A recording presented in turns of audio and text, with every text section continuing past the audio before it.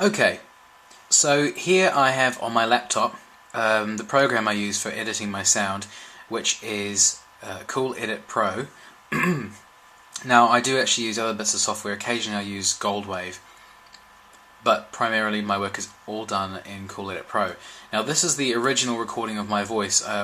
This piece here is the Cyber Leader, and that's the Cyber Controller. So I'll just play those, and if I grab my speaker and bring it a bit closer so you can hear at home a little bit more clearly. There we go. Let's try that. We should destroy the Time Lord Now controller. Welcome to cyberspace, Doctor. Okay, that's the original voices.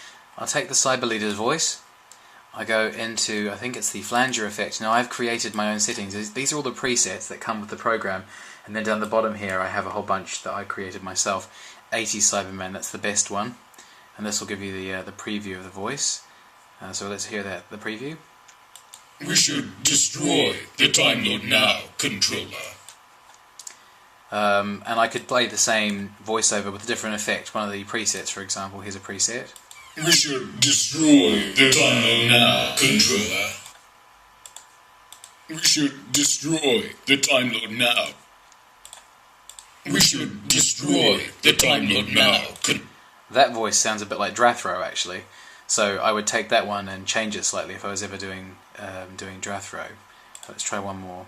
We should destroy the Time Lord Now controller. So they're the presets. At the bottom I've created my own. So let's process that. Now I would add, I would boost it, because it's, as you can see, the waveform is now smaller, it's quieter, and I want that to be louder. So I'm going to boost it by 3 decibels. Which makes it a bit bigger. I might actually boost it by another 3, so make it 6. And then I quickly go into the reverb. I'm going to add one of the presets, which is Vocal Nice Presence, which adds a tiny bit of an effect onto it, like an echo effect. We should destroy the Time Lord Now controller. The controller would be done exactly the same way, except I liked him to sound a little bit muffled. So if I add the flanging effect, so we get the controller voice, and then boost it by 3 decibels, because he was really quite loud. Then I go to another effect in the 3D echo reverb effects, sound effects here. These are all presets except for this one here I've created, which is Cyber Controller Muffle, which makes a sound. So I'm going to play the sound, and then I'm going to play it with the effect, okay? Here's the process sound. Welcome to cyberspace, Doctor. And then the muffle effect afterwards. Welcome to cyberspace, Doctor. So he sounds like he's sort of inside his helmet a bit. And then that gets processed, and then you get the voice nice presence, and then that's it for a Cyberman. Okay.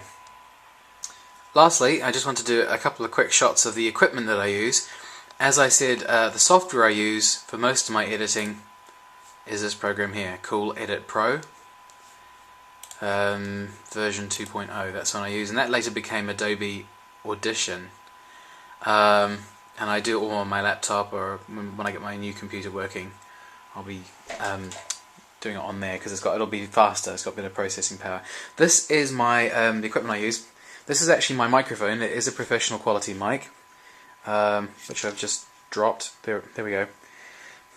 It has 3 different settings on it and a few other little bits and pieces, and I've just made my own sort of pop guard on here, so that when I speak into it, it doesn't sort of go puh, puh, puh, you know what I mean? And then it's on a sort of stand here.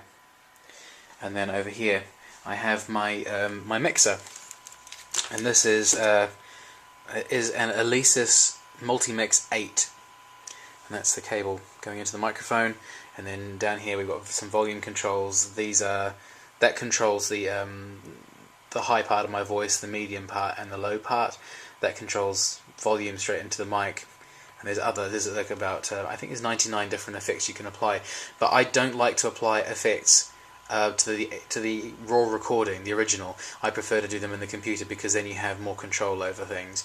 If you record with an effect in here, as I did when I was doing tests for the Celestial Toymaker, then you in fact always have the echo on the recording or whatever.